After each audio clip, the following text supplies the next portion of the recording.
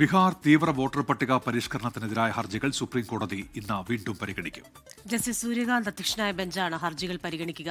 കഴിഞ്ഞ തവണ കേസ് പരിഗണിച്ച കോടതി വോട്ടർ പട്ടികയിൽ നിന്ന് ഒഴിവാക്കിയ 3,70,000 പേർക്ക് അപ്പീൽ നൽകാൻ നടപടി സ്വീകരിക്കാൻ നിർദ്ദേശം നൽകിയിരുന്നു.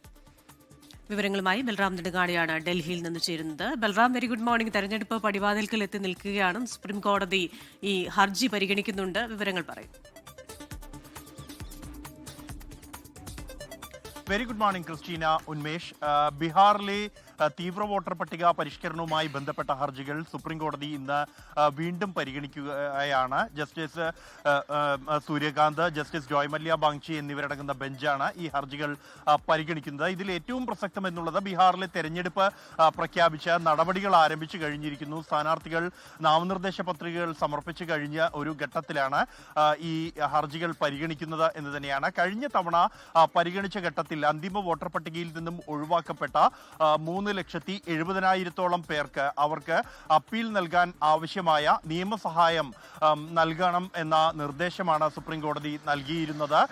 ഇവർക്ക് വോട്ടർ പട്ടികയിൽ ഇടം പിടിക്കാൻ അല്ലെങ്കിൽ ഈ ഒരു തെരഞ്ഞെടുപ്പ് കമ്മീഷന്റെ തീരുമാനത്തിൽ അവർക്ക് വ്യത്യസ്തമായ അഭിപ്രായമുണ്ട്, അല്ലെങ്കിൽ വോട്ടർ പട്ടികയിൽ കയറാൻ അർഹതയുണ്ട് എന്ന അഭിപ്രായമുണ്ടെങ്കിൽ അത് അറിയിക്കാനുള്ള അവസരം അവർക്ക് നൽകണം. ഒപ്പം തന്നെ നിയമസഹായവും അവർക്ക് ഉറപ്പാക്കണം എന്ന നിർദ്ദേശം സുപ്രീം കോടതി നൽകിയിരുന്നു. ഇതിന്റെ അടിസ്ഥാനത്തിൽ എന്തെല്ലാം തുടർ നടപടികൾ തെരഞ്ഞെടുപ്പ് കമ്മീഷൻ സ്വീകരിച്ചു എന്നുള്ള കാര്യം ഇന്ന് സുപ്രീം കോടതിയിൽ അറിയിക്കും. നിലവിൽ ഇപ്പോൾ തെരഞ്ഞെടുപ്പ് നടപടികൾ ആരംഭിച്ച പശ്ചാത്തലത്തിൽ ഈ ഒരു നടപടിക്ക് നിയമപരമായി ഇത് ഒരു തിരഞ്ഞെടുപ്പ് കേസായി മാത്രമേ എന്തെങ്കിലും ഇതിനെതിരായ അഭിപ്രായങ്ങൾ ഉണ്ട് എങ്കിൽ പോലും അത് നിലനിൽക്കുകയുള്ളൂ എന്ന സാഹചര്യം ഉണ്ട് എങ്കിൽ പോലും തെരഞ്ഞെടുപ്പിന്റെ വോട്ടർ പട്ടികയെ പോലും ബാധിക്കുന്ന ഒരു തീരുമാനമാകും അത് എന്നുള്ളതും യാഥാർത്ഥ്യമാണ്.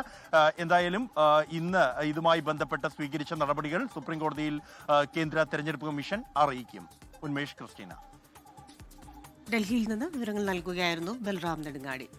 ലോകത്തെവിടെയായാലും ഏത് സമയത്തും 24 വാർത്തകളും ഓഗ്മെന്റഡ് റിയാലിറ്റി പാക്കേജുകളും എക്സ്പ്ലെയിനറുകളും വിശദമായി കാണാൻ ഞങ്ങളുടെ യൂട്യൂബ് ചാനൽ നിങ്ങൾക്ക് സബ്സ്ക്രൈബ് ചെയ്യാം.